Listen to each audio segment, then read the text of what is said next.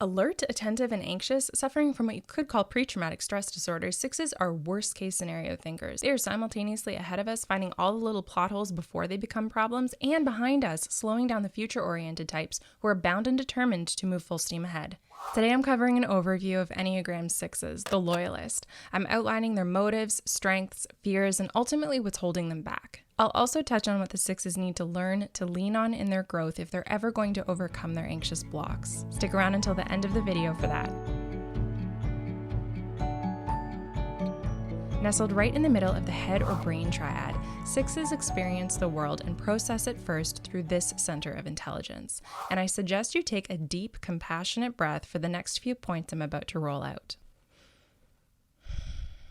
The core emotion of this triad is fear. The passion of the six, or source of their suffering, is fear, more specifically expressed as anxiety. What sixes fear most is uncertainty, and what they are ultimately seeking is security. Sixes are walloped unlike any other number and seemingly buried under this never-ending cycle of uncertainty and anxiety. And we can see this all very clearly in their flurry of need-to-know questions, their hypothetical what-ifs, their devil's advocate positioning, which is essentially just a sneaky side door so that they can play out another potential future happening to be better prepared in the event that things go sideways. It's important to note here that there are two types of six, the phobic and the counterphobic, but more on that another day. See, early on in life, sixes receive the message that 1, danger is all around them and could strike at any moment, and 2, that they cannot trust themselves or their inner guidance. So they're constantly seeking these external authorities that will give them the guidance and certainty they're looking for, something they can rely on. Sixes will put their trust in other people, rules, and systems, anything that gives them a sense of order and preparedness. These external sources seem to answer each of their ifs with a then that sixes can wrap their heads around comfortably. But sixes are not blind followers. They are naturally suspicious, needing first to be sure that these authorities that they want to trust don't have ulterior motives. Once you've earned a six's trust, though, they're loyal as hell. They value community and they're not willing to abandon group members over small differences or little tiffs. They want to be connected to those they love, and acting like the glue of their circles, they look out for and are inclusive of everyone. Sixes are practical, analytical, and deliberate.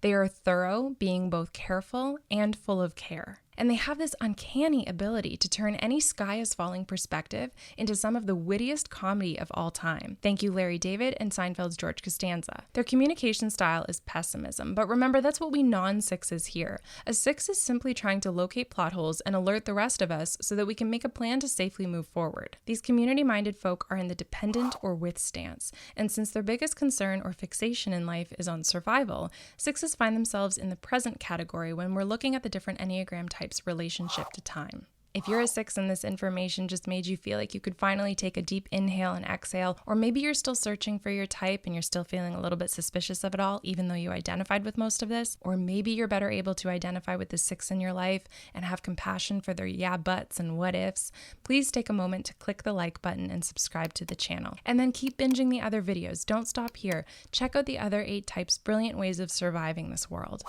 At their unhealthiest, sixes can fixate on the structures and systems that they perceive are going to make them feel most safe. They can procrastinate things that need to get done and become ambivalent to much else. They can be overbearing, experience chronic worry, and really isolate themselves from groups and teams with their pessimism. As perceived threats to their security escalate, sixes can become paranoid, accusatory, and even hostile. At their healthiest, though, sixes are honest, dependable, down to earth, and have come to a place in their life of trusting themselves. They accept that most of life is made up of uncertainties and can organize their thoughts and actions in productive and logical ways that benefit the common good. They are natural builders of community and excellent judges of character. So we know that fear or anxiety is the passion of the six, and most people will say that the opposite or the antidote to that is courage. But it's not action that the sixes lack. They're great doers. The transformational path of the six is in fact faith. Sixes forget their own strength and authority, and they look outside themselves and to others for answers. But sixes who are doing their work pause to remember their own successes, that they survived the very thing they didn't think they could survive,